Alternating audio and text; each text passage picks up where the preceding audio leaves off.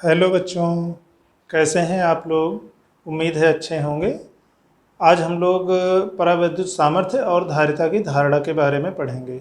इसके पहले कल हम लोगों ने पढ़ा था परावैद्युत ध्रुवण के बारे में कि जब किसी परावैद्युत को आप वैद्युत क्षेत्र में रखते हो तो क्या क्या होता है उसमें। वहाँ हम लोगों ने देखा था कि दो प्रकार के परावैद्युत होते हैं, ध्रुवी परावैद्युत और अध्रुवी परावैद्युत। ध्रुवी परावैद्युत वे परावैद्युत होते हैं जो अपने आप में बिना किसी बाह्य क्षेत्र के, बिना किसी विद्युत क्षेत्र की उपस्थिति के ही, जिसमें विद्युत द्विध्रुव आघूर्ण प्रेरित होते हैं। प्रत्येक अणु एक विद्युत द्विध्रुव की तरह व्यवहार करता है। हाँ, ये अलग बात है कि सबके द्विध्रुव आघूर्णों की दिशाएं इस प्रकार से अनियमित रूप से फैली रहती हैं कि वो एक दूसरे को निरस्त कर देते हैं।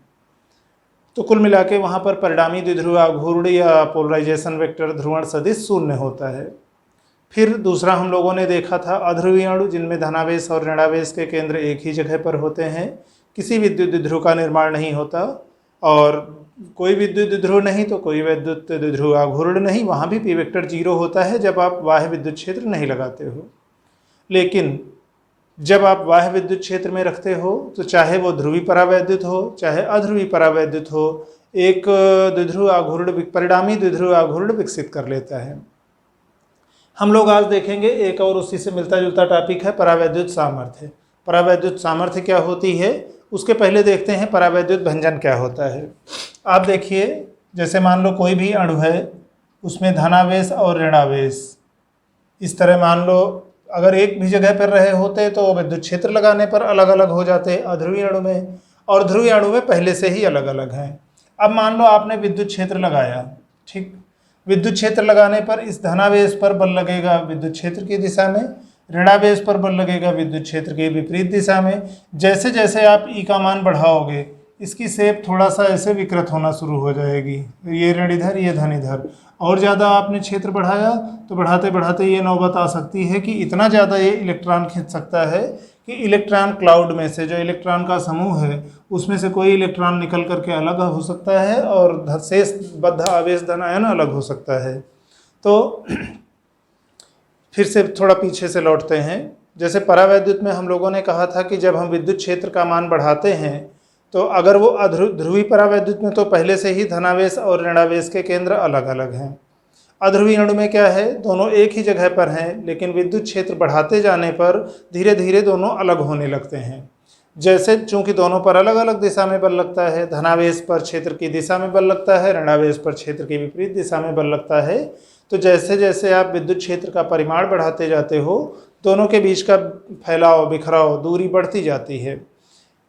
एक सीमा तक तो वो एक बंधन में रहेंगे, पर बहुत ज़्यादा विद्युत क्षेत्र हो जाने पर ऐसी स्थिति भी आ सकती है कि इलेक्ट्रॉन क्लाउड में से, इलेक्ट्रॉन के समूह में से एक या दो इलेक्ट्रॉन निकल करके बाहर जा सकते हैं, और उस स्थिति में हमारा थोड़ा सा ऋणावेश अलग हो सकता है और बाकी धनावेश अलग हो सकता है। ये भी हो सकता है कि पूरा ऋणावेश एक साथ ना अलग हुआ हो, थोड़ा सा ये ऋणावेश है। मान लो अगर इस पर प्लस Q आवेश था तो यहाँ पर माइनस Q1 आवेश और यहाँ पर माइनस Q2 आवेश इस तरह से होता कि Q1 और Q2 का जोड़ Q के बराबर होता। तो चित्र में हम लोग भले इस तरह दिखाते हैं कि हाँ ये धीरे धीरे इसकी आकृति ऐसे विकृत होती गई और विकृत होते होते फिर ऐसा हुआ कि दोनों अलग हो गए। पर अलग होने में ये जरूरी नहीं है कि सारा का सारा धनावेश एक साथ हो जाए और सारा का सारा ऋणावेश एक साथ। हो सकता है ऋणावेश फिर दो हिस्सों में बचे, एक जगह एक इलेक्ट्रॉन या दो इलेक्ट्रॉन इस तरह हो जाएं और शेष जगह आपका उसमें से जितने इलेक्ट्रॉन निकल गए, मान लो 2 इलेक्ट्रॉन निकल गए तो Q-2e ऋणावेश एक साथ रहे। फिलहाल जब कभी ऐसी घटना होती है कि जो ये इलेक्ट्रॉन अभी तक बंधे हुए थे नाभिक के चारों ओर, खाली उनका आकार बदल रहा था, विकृत हो रहा था, अब अलग ही हो गए हैं वहाँ से, तब आप सोचिए क्या हुआ है। जो इलेक्ट्रॉन अलग हो गए हैं अब वो मुक्त आवेश की तरह व्यवहार करेंगे। जो चालकों में अभी हम लोग कह रहे थे कि मुक्त इलेक्ट्रॉनों की संख्या घनत्व खूब ज़्यादा होती है, अचालकों में यानी डाइलेक्ट्रिक में, परावैद्युत में बहुत ज़्यादा नहीं होती। जब ये घटना हो जाती है, अच्छा, इस घटना को हम लोग परावैद्युत भंजन कहते हैं। परावैद्युत भंजन, और परावैद्युत भंजन के बाद क्या होता है, ढेर सारे मुक्त आवेश वाहक उपलब्ध हो जाते हैं तो इस कारण चालकता अचानक से बढ़ जाती है। आप कह लो कि उसका परावैद्युत व्यवहार नष्ट हो जाता है। और जैसे प्रेरित आवेश में हम लोगों ने देखो 2-3 रिश्ते और लिखे थे। एक कहा था कि क्षेत्र के अंदर जो परिणामी विद्युत क्षेत्र होगा वो जो पहली बात तो बाह्य क्षेत्र का विरोध करेगा, और जो परिणामी होगा वो उन दोनों के अंतर के बराबर होगा। अंदर अंदर जो परिणामी हुआ ना, ये परिणामी वाला। और यहाँ से हम लोगों ने जैसे जैसे, अच्छा, इसका मान, मुक्त आवेश वाहकों की संख्या जब बढ़ने लगेगी तो इसका मान भी बढ़ने लगेगा। बढ़ते बढ़ते अगर पर्याप्त हो गई मुक्त आवेश वाहकों की संख्या, तो ये दोनों ई एक्सटर्नल और E P due to polarization जो इलेक्ट्रिक फील्ड उत्पन्न हुआ है, वो दोनों बराबर हो जाएंगे। तब हमारा ई परिणामी हो जाएगा शून्य, और ये स्थिति चालकों वाली स्थिति होगी। यानी आप कह सकते हो कि ढेर सारे मुक्त आवेश वाहक फ्री हो जाने के कारण अब परावैद्युत चालक की तरह व्यवहार कर रहा है। तो ये तो परावैद्युत भंजन है। फिर दो शब्द और हैं छोटे छोटे, एक है परावैद्युत सामर्थ्य और एक है भंजक विभवांतर। परावैद्युत सामर्थ्य क्या होती है? परावैद्युत सामर्थ्य विद्युत क्षेत्र की तीव्रता का वह अधिकतम मान है जो बिना परावैद्युत भंजन हुए किसी परावैद्युत के सिरों के बीच लगाया जा सकता है, परावैद्युत में लगाया जा सकता है। यानी परावैद्युत सामर्थ्य जो होती है, वहाँ के से कम तक वाला अगर आप विद्युत क्षेत्र लगाओगे तो उतनी विद्युत क्षेत्र की तीव्रता में परावैद्युत भंजन नहीं होगा, लेकिन जैसे ही आप उस मान को पार करते हो परावैद्युत भंजन हो जाएगा। और परावैद्युत भंजन, जब परावैद्युत सामर्थ्य उसको कहते हैं, तो एक शब्द और आता है हमारा भंजक विभवांतर। भंजक विभवांतर क्या होता है? जैसे मान लो ये दो प्लेटें हैं, ये डाइइलेक्ट्रिक है, परावैद्युत है, जिसके दो सिरों के बीच की दूरी कैपिटल डी है, सॉरी स्मॉल डी है। अब इनके सिरों के बीच कैपिटल वी विभवांतर है, तो इसके अंदर विद्युत क्षेत्र की तीव्रता कैपिटल ई बराबर वी बटे डी होगी। हम लोग जैसे विभव प्रवणता और विद्युत क्षेत्र की तीव्रता में संबंध पढ़े थे ना, ई बराबर डी वी बटे डी आर। अगर हम इसके परिमाण की बात करें तो बाकी माइनस चिन्ह होता है, बड़ा अंतराल ले लें तो यही डेल्टा वी बटे डेल्टा आर हो जाएगा। डेल्टा वी यानी विभवांतर, डेल्टा आर यानी उन दो के बीच की दूरी, तो यानी डेल्टा वी बराबर आप कह सकते हो कि ई डेल्टा आर, है ना। यानी कि किसी भी दो विद्युत क्षेत्र में सिरों के बीच की दूरी, बिंदुओं के बीच की दूरी अगर डेल्टा आर है और विद्युत क्षेत्र की तीव्रता ई है, तो उन दो बिंदुओं के बीच विभवांतर डेल्टा वी इस प्रकार होगा। तो हम लोग अभी ये तीन परिभाषाएं लिख लेते हैं, उसके बाद फिर आते हैं धारिता की धारणा पर कि धारिता क्या चीज़ होती है। तो अभी फिलहाल तीन चीज़ें, परावैद्युत सामर्थ्य, परावैद्युत भंजक विभवांतर और परावैद्युत भंजन। अब हम लोग कुछ परिभाषाएं देख लेते हैं एक बार। जैसे एक है परावैद्युत भंजन, बात हम लोग इनके बारे में कर चुके हैं, एक बार जो लिखा है खाली सुन लेते हैं। परावैद्युत भंजन, परावैद्युत पदार्थ के परिवेश में वैद्युत क्षेत्र की तीव्रता क्रमशः बढ़ाते जाने पर पर्याप्त प्रबल वैद्युत क्षेत्र स्थापित हो जाने पर एक स्थिति ऐसी आती है कि परावैद्युत पदार्थ के परमाणुओं के बाहरी कोषों से इलेक्ट्रॉन मुक्त होने लगते हैं। इस परिघटना को परावैद्युत भंजन कहते हैं।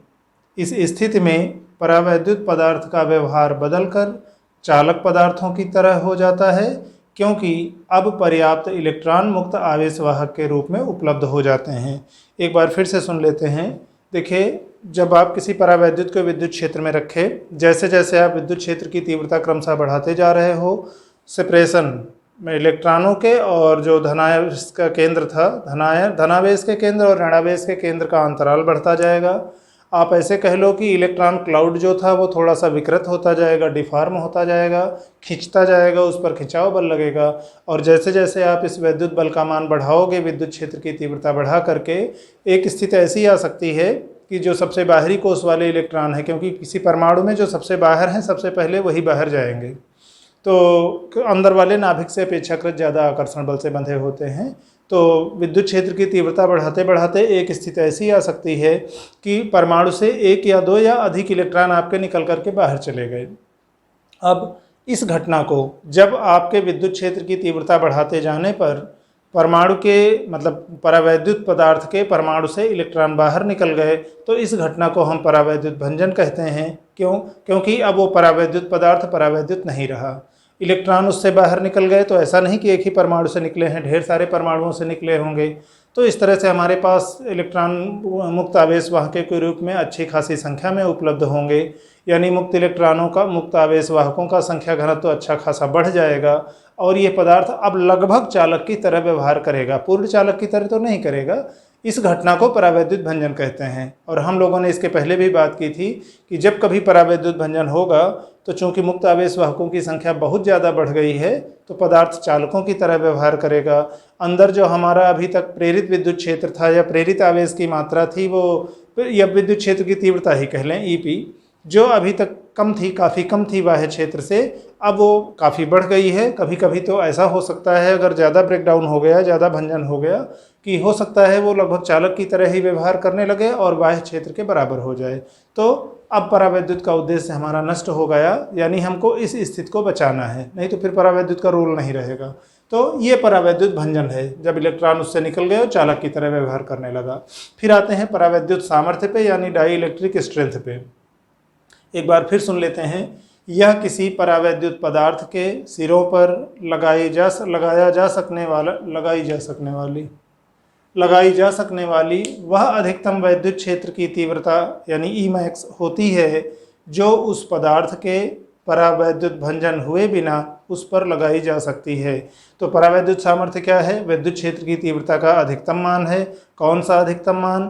कि अगर उससे कम हो तब तो परावैद्युत सुरक्षित है, परावैद्युत भंजन नहीं हुआ है।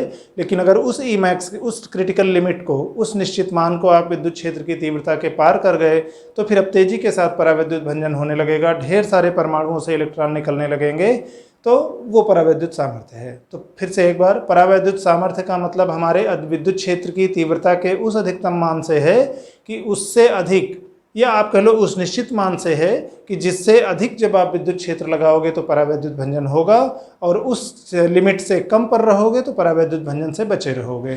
फिर इसी से संबंधित एक पद है भंजक विभवांतर, ब्रेकडाउन वोल्टेज या ब्रेकडाउन वोल्टेज डिफरेंस।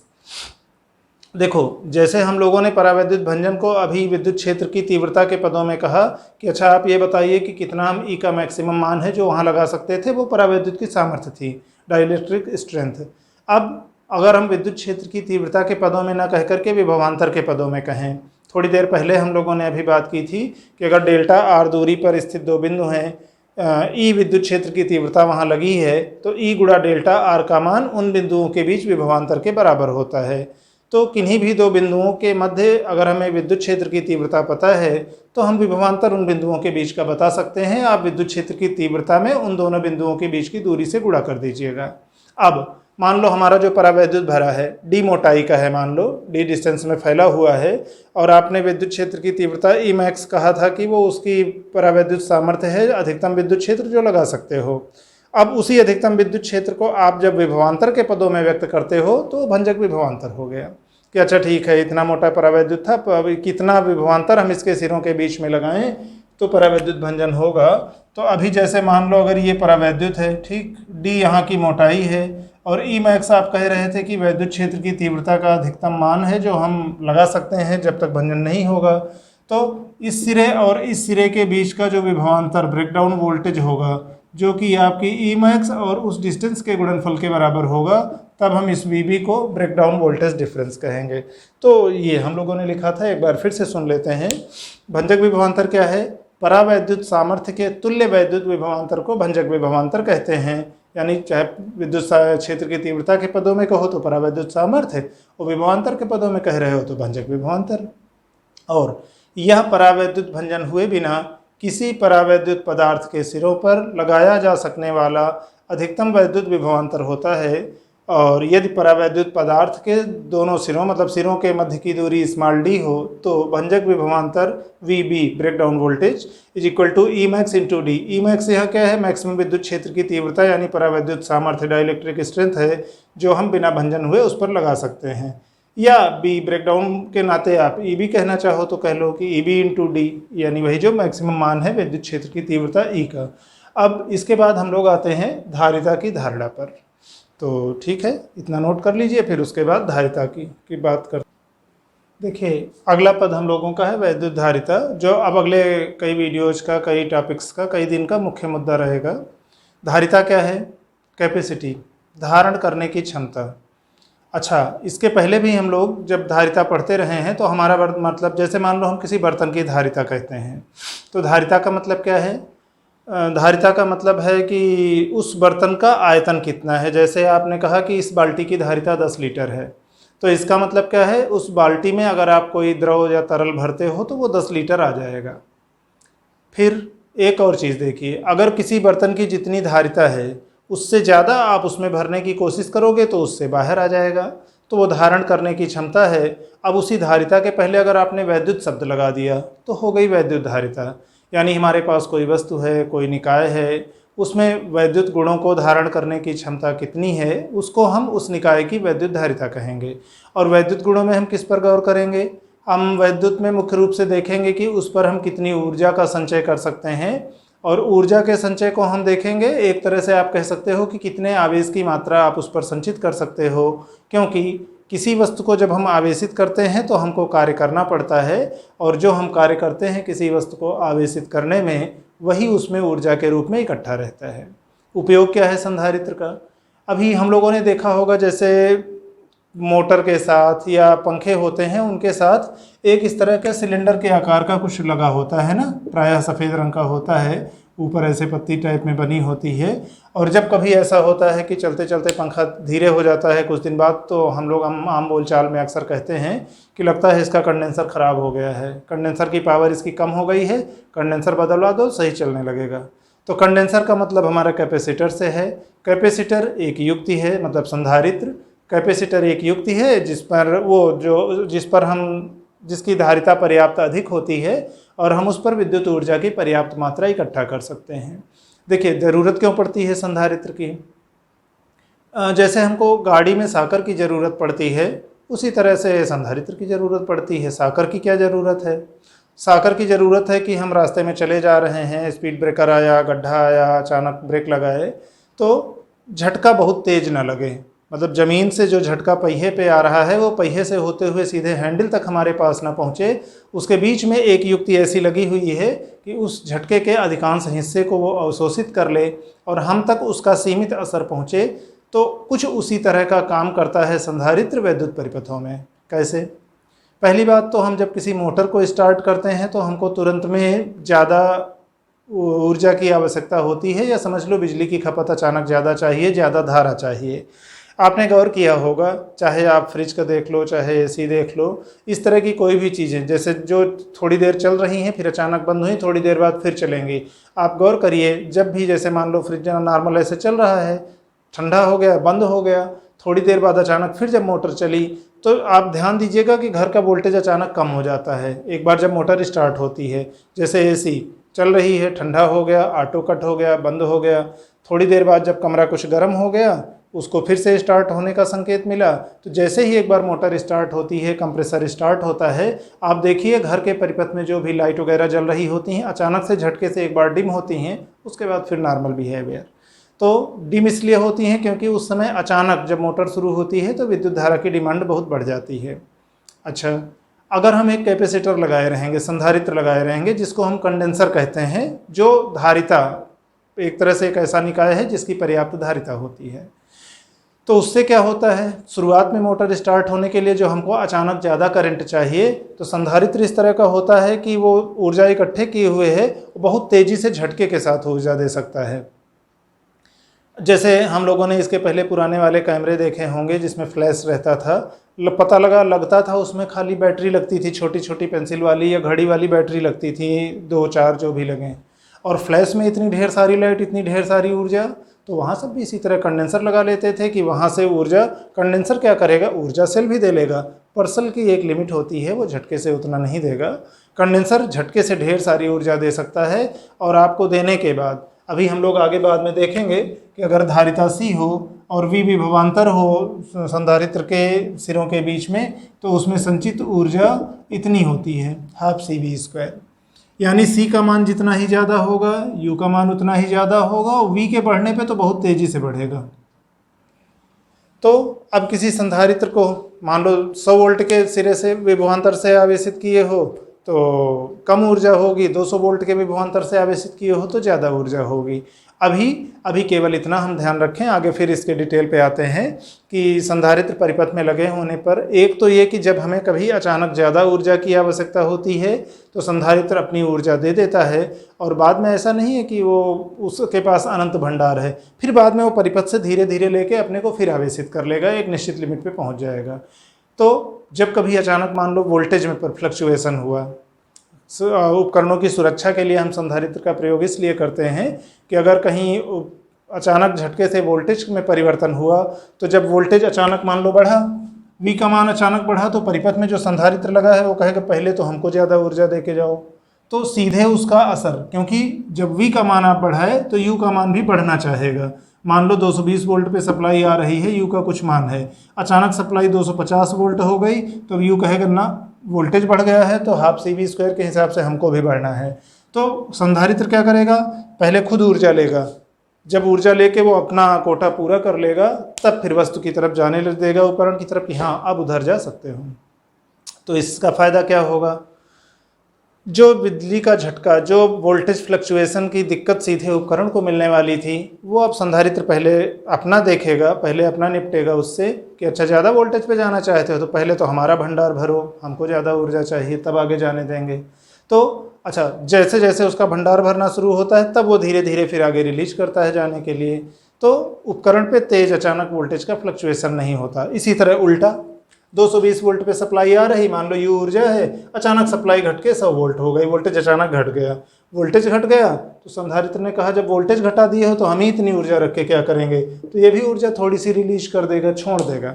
तो अभी वोल्टेज बढ़ने पे जो पहले वो अपना ले रहा था कि लाओ हमको दो पहले तब आगे जाने देंगे, अब वोल्टेज कम होने पर वो कहेगा कि ठीक है जब तुम्हारे ही दम नहीं है तो हम भी क्या करेंगे ज़्यादा पावरफुल होके, तो वो अपनी एक्सेस ऊर्जा जो हाफ CV² के हिसाब से ज़्यादा उसके पास थी वो परिपथ में आगे बढ़ा देगा उपकरण की तरफ और अपनी ऊर्जा के लेवल को भी घटा लेगा कि तो उसके क्या होगा, जो अभी घटते हुए वोल्टेज की दिक्कत पहुंचने वाली थी उपकरण तक वो अब कम पहुंचेगी, यानी वोल्टेज के फ्लक्चुएसन का बढ़ने का या घटने का असर सीधे उपकरण तक नहीं पहुंचेगा। संधारित्र पहले उसको थोड़ा सा नॉर्मलाइज कर देगा, एडजस्ट करेगा और इसी तरह का काम साकर करता है। तो आप कह सकते हो कि ये इलेक्ट्रिक साकर की तरह व्यवहार करता है, इलेक्ट्रिक सोर्स की तरह भी व्यवहार करता है, source of energy and source of charge. तो एक बार हम लोग ये देखते हैं कि चार्ज का सोर्स कैसे, मतलब चार्ज और ऊर्जा कैसे संबंधित हैं। जैसे मान लो किसी वस्तु को आप आवेशित कर रहे हो, ठीक है, वस्तु है, पहले इस पर कोई आवेश नहीं था, हम इसको टोटल मिला के Q आवेश से आवेशित किए, हम ये चाहते हैं कि इसकी कितनी, इसमें क्या ऊर्जा इकट्ठा हुई होगी, आगे हम लोग देखेंगे। अभी केवल इतना समझ लें कि अभी मान लो हम अनंत से आवेशों को लेकर के आ रहे हैं, एक झटके में लेके पूरा आवेश नहीं लाए, dQ करके थोड़ा थोड़ा आवेश लेके आ रहे हैं, ठीक, या ठीक है।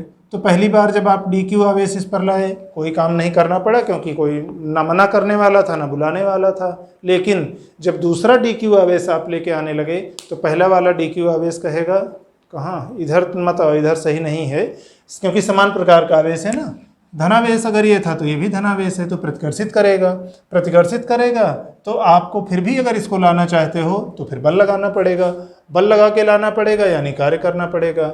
और अब जब यहाँ पर 2dQ हो जाएगा, फिर अगला तीसरा आप dQ लेके आ रहे हो, तो अभी तक तो एक ही dQ विरोध करने वाला था, अब 2dQ हो गए। तो जैसे जैसे आवेश की मात्रा बढ़ती जाएगी वस्तु पर, वैसे वैसे नए और आने वाले आवेश का विरोध बढ़ता जाएगा और उसका परिणाम ये होगा कि आपको कार्य बढ़ाना पड़ेगा उतना ही आवेश लाने के लिए।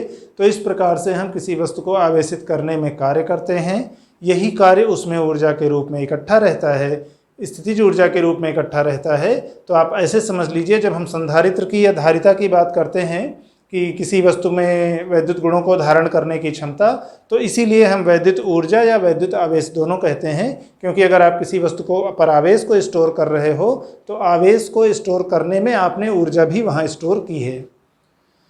तो और एक और तरीके से समझ सकते हैं गणितीय परिभाषा इसकी, तो ये तो है इसके कॉन्सेप्ट की बात कि धारिता क्या है। तो धारिता का मतलब धारण करने की क्षमता से है, वैद्युत धारिता का मतलब वैद्युत ऊर्जा या वैद्युत आवेश को धारण करने की क्षमता से है।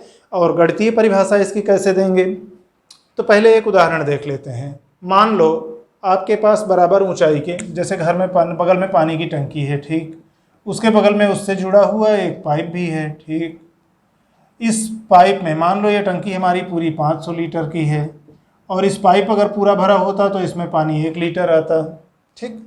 अब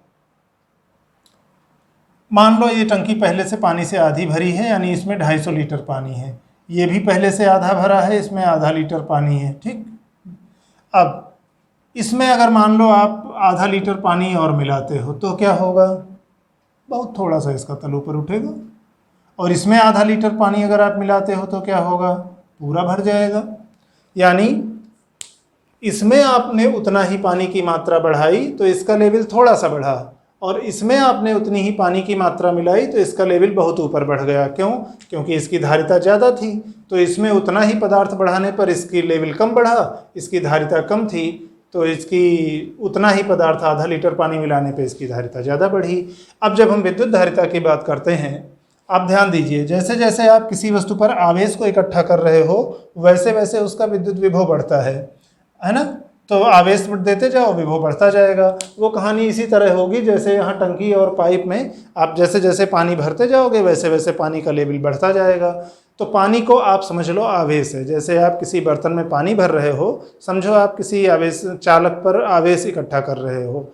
जैसे वहाँ हम पानी के तल की बात करते थे वैसे यहाँ पर मान लो कि विभव, विद्युत विभव की बात कर रहे हैं, क्योंकि वहाँ जैसे पानी भरते जाने पर हमारे पानी का तल बढ़ रहा था, यहाँ पर वैसे वैसे विभव का, वो आवेश का मान बढ़ाने पर विभव, विद्युत विभव का मान बढ़ता रहेगा। तो वहाँ हम धारिता कई बार किस तरह से परिभाषित कर सकते थे, कितना हमने पदार्थ डाला मतलब आयतन में कितना परिवर्तन किए बटे उसका तल कितना बढ़ गया, उसके हिसाब से देखते थे। यहाँ हम क्या कहेंगे, किसी वस्तु पर हम कितनी आवेश की मात्रा दिए और उसकी वजह से कितना वहाँ पर विभवांतर में परिवर्तन हुआ, ये होगा उस निकाय की विद्युत धारिता। तो गणितीय रूप से हम कई बार इस तरह से परिभाषित करेंगे विद्युत धारिता को। अब इस रूप में अगर हम देखें तो क्या कहेंगे, किसी वस्तु पर दिए गए आवेश की मात्रा और इसके कारण उस वस्तु के विभव, विद्युत विभव में हुए परिवर्तन के अनुपात को हम उस निकाय की धारिता कहते हैं। अच्छा, मान लो पहले से उस पर कोई आवेश नहीं है, मान लो Q1 बराबर 0 है और बाद में जो हमने आवेश दिया है वो Q2 बराबर Q है। जब आवेश पहले 0 था तो पहले विभव भी 0 रहा होगा, और बाद में जब आवेश दे दिए हैं तो मान लो बाद का विभव ये हो गया है। अब यहाँ से आप कहो तो डेल्टा Q कितना हो गया है, Q, और डेल्टा V कितना हो गया है, V, क्योंकि ये हो जाएगा Q2 माइनस Q1 बराबर Q माइनस 0 बराबर Q, और ये हो जाएगा V2 माइनस V1 बराबर V माइनस 0 बराबर V। उस स्थिति में जब पहले वस्तु पर कोई आवेश नहीं था और बाद में हमने उसको Q आवेश दिया है। तो कभी कभी हम लोग इसको इस रूप में भी लिख लेते हैं, है ना, C बराबर Q बटे V। लेकिन ज़्यादा अच्छा तरीका ये है कि आवेश की मात्रा में परिवर्तन और विभव में हुए परिवर्तन का अनुपात उसकी धारिता के बराबर होता है। हाँ, धारिता का मान आवेश पर निर्भर नहीं करता है, धारिता का मान निर्भर करता है कि आवेश देने पर विभव किस अनुपात में बढ़ा था। तो फिलहाल हम लोग अभी क्या करेंगे, इसकी केवल गणितीय परिभाषा लिख करके आज इतने पे पूरा करेंगे, इसका शेष भाग फिर आगे बाद में देखते हैं। तो पहले आते हैं विद्युत धारिता की परिभाषा पर। अब हम लोग विद्युत धारिता की परिभाषा एक बार देख लेते हैं, पहले जो लिखा है उसको एक बार सुन लेते हैं। विद्युत धारिता यानी कैपिटल C से प्रदर्शित करते हैं इलेक्ट्रिक कैपेसिटेंस, किसी वस्तु या निकाय की वैद्युत धारिता या विद्युत धारिता, चाहे वैद्युत कहो चाहे विद्युत कहो, का अर्थ उस निकाय द्वारा वैद्युत गुणों जैसे वैद्युत ऊर्जा या आवेश को धारण करने की क्षमता से है। किसी वस्तु, अब गणितीय रूप में देख लेते हैं, यदि किसी वस्तु को डेल्टा Q आवेश देने पर उसके वैद्युत विभव में परिवर्तन डेल्टा V हो तो उस वस्तु की वैद्युत धारिता कैपिटल C इस प्रकार होगी कि कैपिटल C बराबर Q बटे V।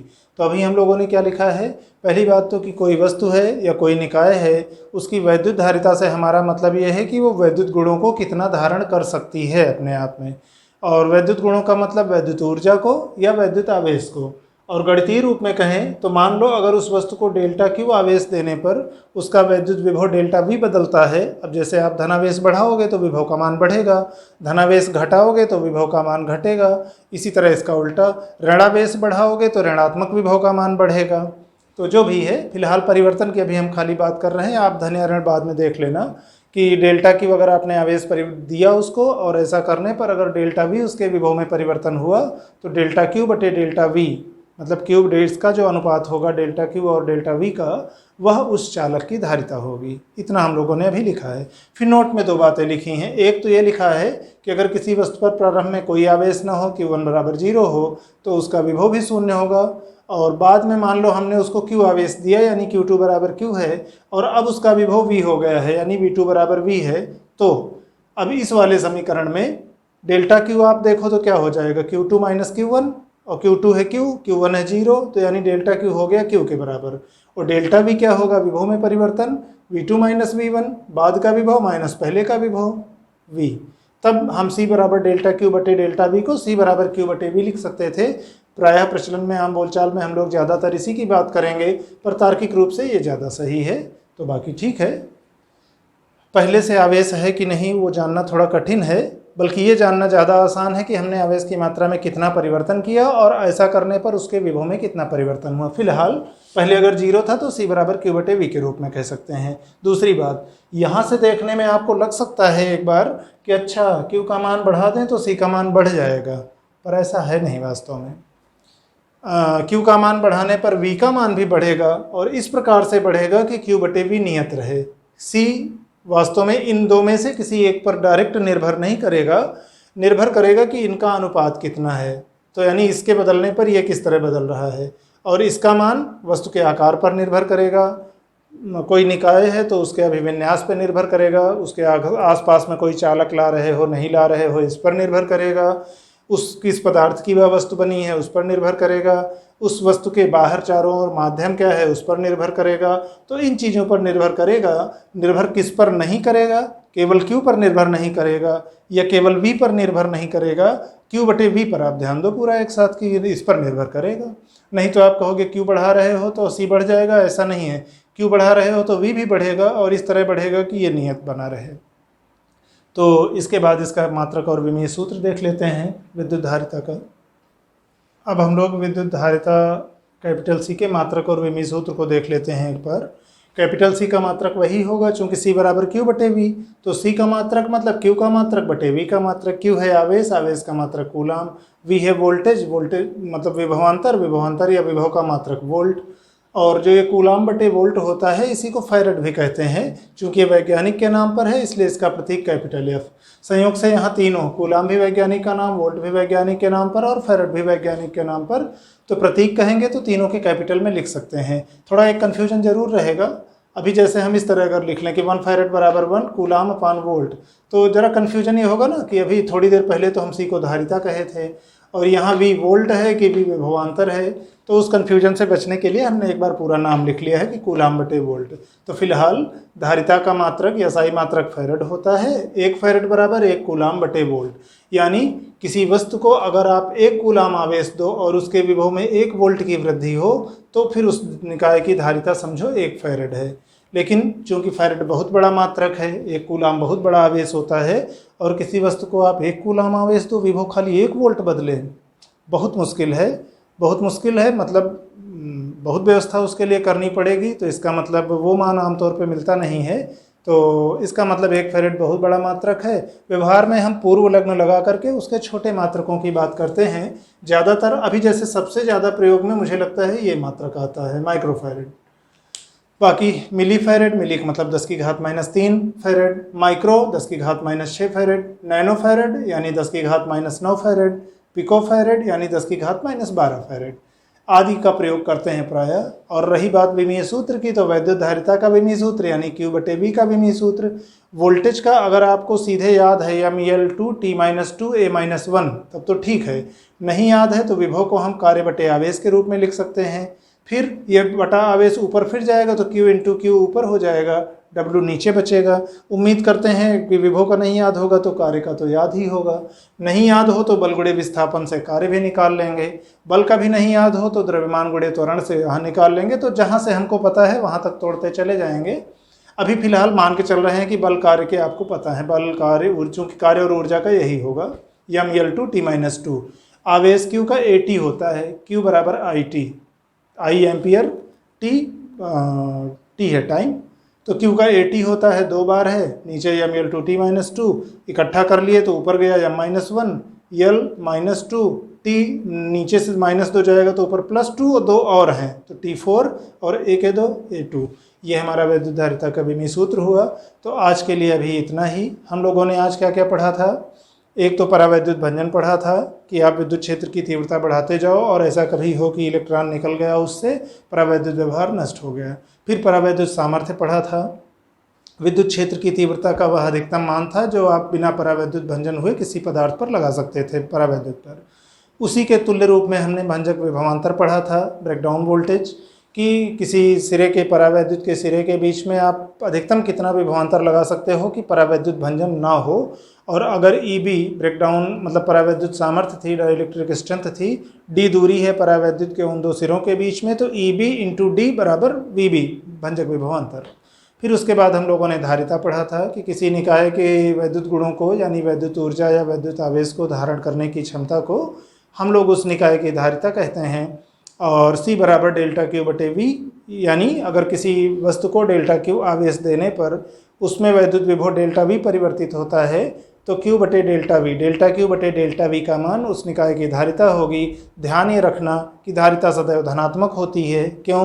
ΔQ अगर आप धनात्मक ले रहे हो यानी धनावेश बढ़ा रहे हो तो धन विभव बढ़ेगा, ऋणावेश बढ़ा रहे हो तो ऋण विभव बढ़ेगा। जो ΔQ का चिन्ह होगा वही ΔV का चिन्ह होगा, तो इसलिए ΔQ/ΔV सदैव धनात्मक होगा। ध्यान रखना, धारिता सदैव धनात्मक होगी, वैद्युत धारिता भी सदैव धनात्मक होगी। फिर हम लोगों ने उसके बाद मात्रक और विमीय सूत्र लिखा। तो धारिता, विद्युत धारिता का मात्रक फैरेड, बहुत बड़ा मात्रक होता है, लेकिन 1 फैरेड बराबर 1 कूलाम/वोल्ट। किसी चालक को, किसी वस्तु को, निकाय को अगर आप 1 कूलाम आवेश दो और उसका विभव केवल 1 वोल्ट बढ़े तो उस निकाय की विद्युत धारिता 1 फैरेड होगी। और चूंकि बहुत बड़ा मात्रक है तो हम पूर्व लग्न लगा के milli farad, micro farad, nano farad और पिको फैरेड का प्रयोग करते हैं। प्रायः माइक्रो फैरेड का सबसे ज़्यादा प्रयोग करते हैं। और उसके बाद विमीय सूत्र हम लोगों ने लिखा। तो आज के लिए इतना ही। बाकी ठीक है, आप लोग अपने तबीयत का, स्वास्थ्य का ध्यान रखते हुए, माहौल देखते हुए बाहर कम निकलिए, सुरक्षित रहिए, पढ़ाई लिखाई करते रहिए। धन्यवाद।